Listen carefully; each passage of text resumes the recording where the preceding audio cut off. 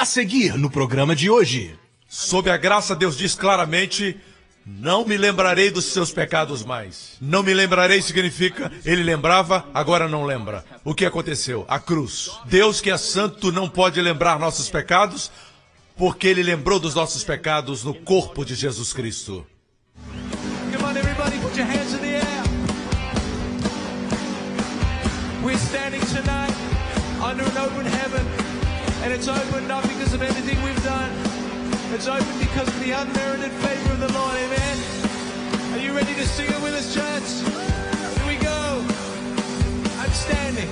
I am standing under an open heaven, drenched by endless showers of grace, and I'm surrounded by love and tender mercy. As you freely gave, so freely I've received. Here we go. Now I've got every reason to rejoice. Your unmerited favors on my life. It's got nothing to do with what I did, but it's all about what you've done for me. And because on the cross it's plain to see, I'm irrevocably saved. Now I am free, and I rejoice in everything you've done, in everything you've done. Church, there's no more striving, it's a finished work. No more striving, 'cause I have been forgiven, made forever, righteous and whole. Hoje com o pastor Joseph Prince. Bom dia, igreja! Como estão vocês essa manhã? Estão prontos para a revelação de Jesus Cristo? O amado Senhor Jesus Cristo. Você sabe, a Bíblia diz que existia uma oferta no Antigo Testamento chamada, em hebraico, minkar, que é a oferta de trigo. Trigo é o que se usa para fazer o pão. E cada vez que ofereciam a oferta queimada, um cordeiro, que é a figura de Jesus Cristo, oferta queimada no altar de bronze, oferta queimada, existem 4 cantos do altar, e nos lembra da cruz de Cristo, que tinha 4 cantos, e o cordeiro é um tipo de Jesus Cristo. A Bíblia diz que alguma coisa acontecia antes de você matar o cordeiro. Você tinha que colocar as suas mãos sobre o cordeiro, e então ali transferir os seus pecados para o cordeiro. Cordeiro inocente. Ao mesmo tempo, alguma coisa acontecia no espírito. Toda a inocência, toda a pureza do cordeiro era transferida para você. Assim os seus pecados iam para o cordeiro e a justiça do cordeiro ia para você. E então o cordeiro era morto. Agora o cordeiro estava morrendo a sua morte. O cordeiro estava carregando os seus pecados. E você estava carregando a justiça do cordeiro. E você saía sob a luz do favor de Deus e das bênçãos de Deus. Amém? E à medida que saía, se olhasse para trás, a fumaça subia, a oferta era chamada olá em hebraico, significa oferta alçada. E ela subia de forma linda, subia como cheiro suave a Deus. E Deus lembrava o que o seu filho havia feito por você hoje, por causa daquele olá. Toda a doçura e todas as perfeições de Jesus Cristo subiam como cheiro suave. Eram creditados na sua conta. E você caminhava em vida como se você fosse a melhor pessoa e mais obediente na terra. E Deus, o favor de Deus, a bênção de Deus vinha sobre você, Deus cuidava de você, como se você fosse Jesus. Porque Jesus morreu na cruz, como se ele fosse você. Eu estou usando como se, na verdade, ele morreu como você e você vive como ele. Você se tornou justo não porque você faz o bem, Jesus se tornou pecado não por ter cometido o pecado. Ele não tinha pecado. Jesus se tornou pecado recebendo o nosso pecado. Nós nos tornamos justos recebendo a sua justiça. Quando Jesus recebe nossos pecados, Deus o amaldiçoa. Quando nós recebemos Jesus, Deus nos abençoa. Boas novas, igreja. Eu nunca me canso de dizer isso. Então, Mecar, a oferta do trigo, é colocada sobre o cordeiro à medida que ele queima. E a oferta de trigo é um tipo de Jesus porque a Bíblia diz que tem que ser trigo refinado. Saiba que Jesus é como trigo refinado, ele é o pão da vida. Ele é trigo refinado. Trigo refinado significa que não existe impureza. No caráter de Jesus não existe nenhuma impureza. Ele não é forte ao ponto de machucar você. Quando ele é forte, ele não é abrasivo. Ele não machuca. Quando ele é gentil, ele não é servil. Algumas pessoas são gentis, mas são facilmente exploradas. Jesus tinha dignidade, mesmo na sua humildade. Quando ele se abaixou para lavar os pés deles, eles viram que o Filho de Deus em carne estava lavando os pés deles. Ele era humilde, mas não servil. E é assim que Deus quer que você seja. Não podemos fazer isso com as nossas forças, certo? Somente pela graça. E todos digam amém. Eu estava falando com um querido irmão na noite passada, e era um irmão do exterior, e nós falamos sobre quantas pessoas não entendem que o evangelho da graça, quando falamos de evangelho, como mencionamos na semana passada, o evangelho é boas novas. É boas novas. E as boas novas devem soar como as boas novas. Amém? E o fato é que quando Jesus veio, eles não entenderam que Jesus veio pregar o evangelho do reino. Mas a plenitude da graça não era algo que Jesus pregava no início do seu ministério. Você deve saber disso. Na verdade, Jesus nasceu sob a lei, você pode ver isso em Gálatas 4. Quando ele nasceu, a lei ainda estava existindo. Mas ele nasceu sob a lei para redimir aqueles que estavam sob a lei. Você está me entendendo? Isso significa que quando Jesus começou a falar no seu ministério, ele falava às pessoas que estavam sob a lei. Mesmo que os seus discípulos não eram salvos ainda. Quantos entendem isso? Assim Jesus, o que originalmente deu a lei, no Sermão da Montanha, ele, na verdade, estava falando com as pessoas e alguém diz, ele estava dando um novo código. Não. Ele estava dando novas leis? Não. Era o sermão da graça? Não e sim. A graça estava chegando. O fato é que o Sermão da Montanha, as nuvens do Monte Sinai estavam se dissipando e a luz da graça estava chegando. Mas a plenitude somente seria revelada quando Jesus morresse e ressuscitasse. Ok? Você me acompanha até aqui? Assim, quando Jesus diz coisas como os seus olhos ofendem, arranca o seu olho e lance fora, é melhor você entrar na vida eterna sem o olho do que com os dois ir para o inferno. Alguns dizem, Jesus estava falando sério, mas você já fez isso? Porque todos nós ofendemos com os nossos olhos. Você já olhou para coisas que não devia olhar? Talvez com um olho só. Um olho aqui, outro ali. Você estava espiando. Todos nós já ofendemos. Então Jesus disse, se a sua mão te ofendeu, corte-a. E alguns dizem que devemos fazer isso literalmente. Se fosse assim, a igreja seria um campo de amputados. Amém? Não. Então por que Jesus usou essas palavras fortes? Ele estava falando para pessoas sob a lei e ele era o doador da lei original. E aqui ele é o doador da lei, explicando suas intenções a respeito da lei. E ao mesmo tempo impedindo as perversões que tinham vindo. Ele está fazendo ajustes, é por isso que você ouve ele dizer, mas eu vos digo, Jesus trouxe a lei de volta para a sua pureza. No Sermão do Monte ele diz, você pensa que você comete adultério quando dorme fisicamente com uma mulher que não é sua esposa. Mas eu digo que se você olhar para uma mulher e a desejar, você comete adultério. Aqui Jesus traz o exterior para o interior. Jesus disse que a lei foi desenhada para que eles fossem sempre culpados e necessitassem de um Salvador. Existe sempre alguém falando que o pastor Joseph Prince está ensinando que não estamos mais sob o Sermão do Monte. Você precisa conhecer o propósito. Amém? Na sua essência, o Sermão do Monte não é a lei, mas uma lei. Sempre você escuta a lei, é a lei de Moisés. Não estamos mais sob ela, mas também não estamos sob o princípio da lei. Lei é o que você deve ser diante de Deus. Graça é o que Deus é para você. A lei ordena que você faça isso, aquilo outro. Na graça, Deus diz, eu sou isso para você. Eu sou a tua sabedoria quando você está confuso. Eu sou a tua luz na sua treva. Eu sou a tua santidade quando você não tem. Eu sou a sua justiça diante de mim. Então Jesus veio para trazer graça.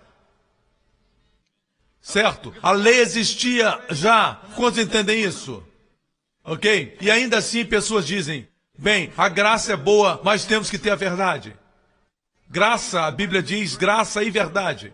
E sempre que escuto isso, eu coço a minha cabeça, porque você já me ouviu falar tanto sobre isso. Graça e verdade são um. É, na verdade, graça verdadeira. É como você colocar manteiga no pão. Não é mais pão somente. Também não é mais somente manteiga. Agora é pão com manteiga. Amém? Eu amo pão com manteiga. Eu não gosto de margarina. Margarina não é bom para mim. Eu gosto de pão com manteiga. Eu gosto de manteiga da Inglaterra. É melhor. Amém? Então, quando você coloca manteiga no pão, agora é pão com manteiga. Graça e verdade são assim. Você não pode separar graça e verdade. É interessante as pessoas tentando separar graça e verdade. Quando Deus colocou graça e verdade juntos. E Deus colocou a lei do outro lado. Você fica surpreso quando as pessoas pregam ainda isso. Certo? Até pregadores famosos estão pregando. Nós estamos aprendendo que graça e verdade são duas coisas. Sim, graça é importante, mas tem que ter verdade. Veja bem isso. Por exemplo, quando a mulher foi pega em adultério, Jesus a defendeu. Você conhece a história. Então Jesus falou para a mulher, eu também não te condeno. Eu também não te condeno. Agora eles dizem, isso é graça. E quando Jesus disse para a mulher, vai e não peques mais, eles dizem, isso é verdade. Por que vai e não peques mais não é graça, é só verdade? Se eu pregar isso, eu vou dizer assim, eu não te condeno, é graça e verdade. Vai e não peques mais é graça e verdade. Por que separar os dois? Deus nunca separa a graça da verdade. Olhe mais uma vez aqui. Alguns estão olhando como se estivessem assustados. Porque a lei foi dada por Moisés. Esse texto você devia saber de memória. Porque a lei foi dada a Moisés, mas graça e verdade vieram por Jesus Cristo. Agora a lei foi dada por Moisés. Quem era Moisés? Um servo, não um filho. Graça e verdade vieram por Jesus Cristo. Quem é Jesus Cristo? O Filho. Lembre-se disso. E em Hebreus diz que o servo não mora na casa para sempre. O Filho mora. Amém. Você não dá a sua herança para um servo. Não importa se ele é fiel. Se o seu filho não se comporta, ele ainda é seu filho. E ele herda a sua herança. O servo não, mesmo que ele seja quase perfeito. O seu cachorro pode ser perfeito, mas você não deixa herança para o seu cachorro. Você ama o seu cachorro, mas deixa sua herança para o seu filho como uma pessoa normal. Tem gente que deixa a sua herança para o seu cachorro e até para o seu gatinho, mas estou falando de pessoas normais. Portanto, a lei foi dada por Moisés, um servo. A graça e a verdade vieram por Jesus Cristo. Você está me acompanhando? Ok? Assim existe uma separação entre lei e graça e verdade. Deus colocou a lei de um lado, graça e verdade do outro. Deus não dividiu graça e verdade. Deus uniu graça e verdade. O que Deus uniu, não separe o homem. E o que Deus separou, que o homem não una. O que eles fazem, eles ignoram a primeira parte, a lei foi dada por Moisés. E agora eles vêm para a verdade e para a graça, eles separam a verdade e a graça. A lei diz, não me lembrarei dos seus pecados mais. Eu visitarei os seus pecados nos filhos dos filhos. Isso é a lei de Moisés. Então vem pessoas ensinando sobre a maldição das gerações, certo? O avô é amaldiçoado numa área, e o filho é amaldiçoado, e o neto é amaldiçoado. Veja, a maldição é real. A maldição existe, certo? Eu não estou dizendo que a maldição não existe.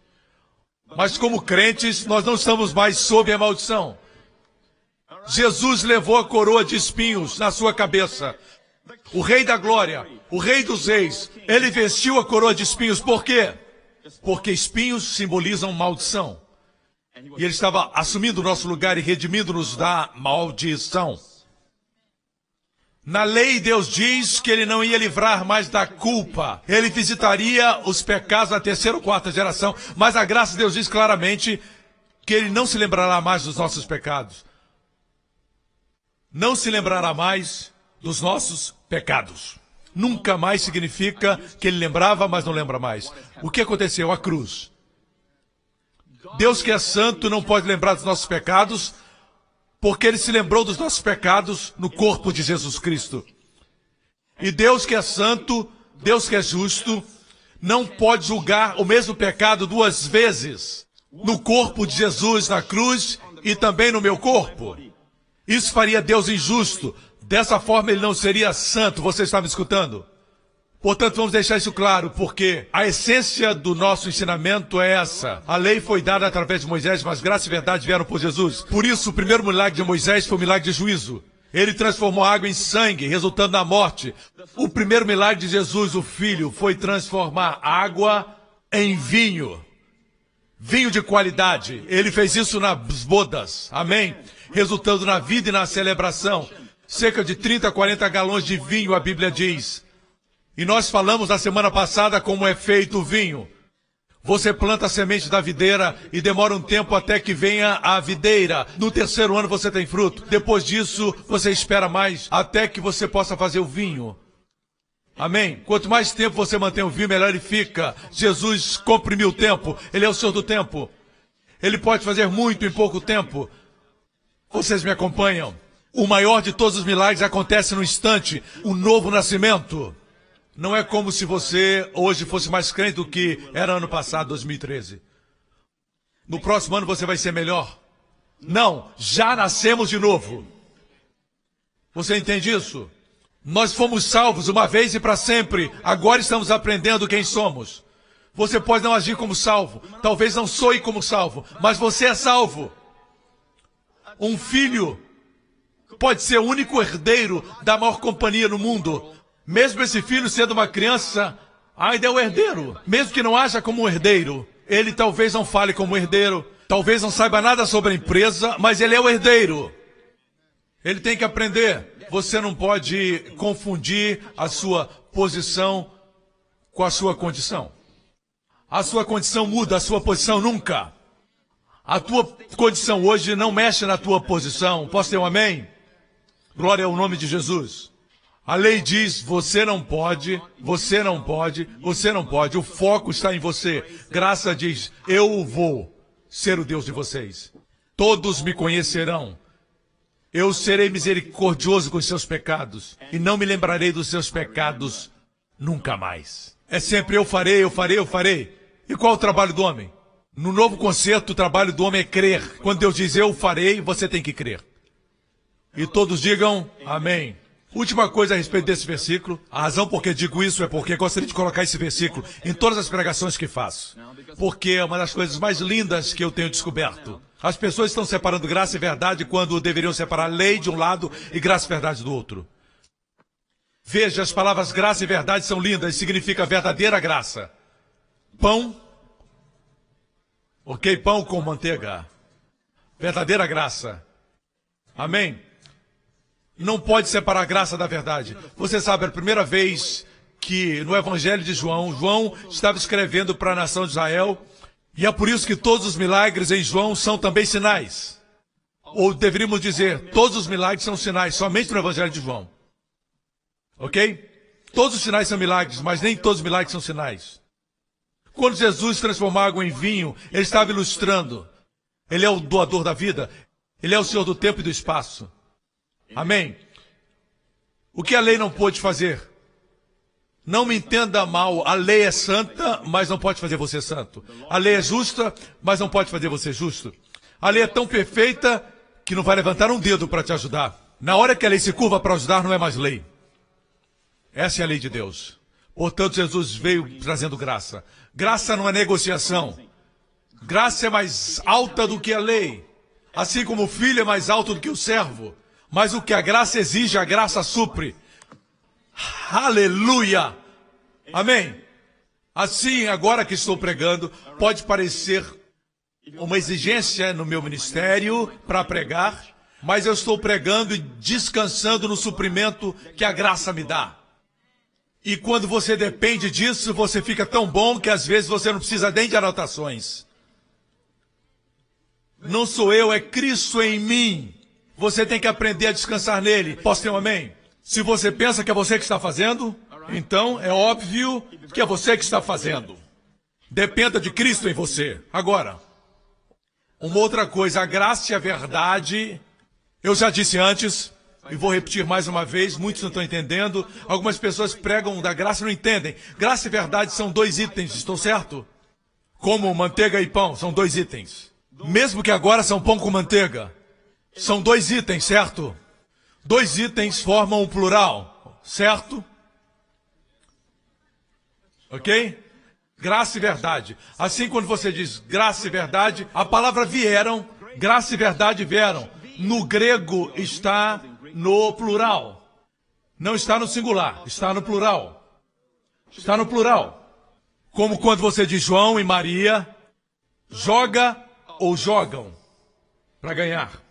João e Maria são bons competidores. Quando eles jogam para ganhar. Falei certo? Eles jogam. Eu não digo, João e Maria jogam para ganhar. Eles ambos jogam. Eu não sou professor, mas a gramática está correta. Você não diz João e Maria joga para ganhar. Quando ele joga para ganhar. Você não diz João e Maria joga para ganhar. Você diz jogam. Por quê? Porque você não usa o singular. João e Maria são plural, mais do que um. Você usa o plural. Certo? Por isso aqui diz que graça e verdade vieram.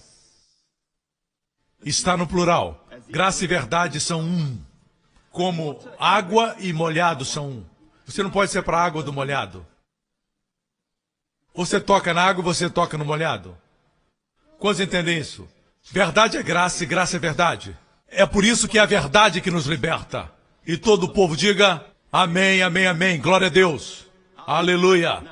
Nós estamos estabelecendo que graça e verdade é a expressão hebraica Hased ve'emet. Em hebraico, Hased ve'emet. E você sabe, a primeira vez que ela foi registrada no Antigo Testamento, Hased ve'emet, aparece graça e verdade em hebraico. A primeira aparição é em Gênesis 24, na história do servo de Abraão, procurando uma noiva numa terra distante para o filho do seu mestre.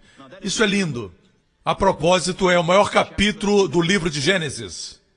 Agora, 2 capítulos antes deste, é a história de Abraão. Deus disse a Abraão, toma o teu filho, teu único filho. Daqui a pouco você vai ver onde eu quero chegar. Isso vai abençoar você, ok? Gênesis 22, Deus diz, toma o teu único filho, filho que tu amas.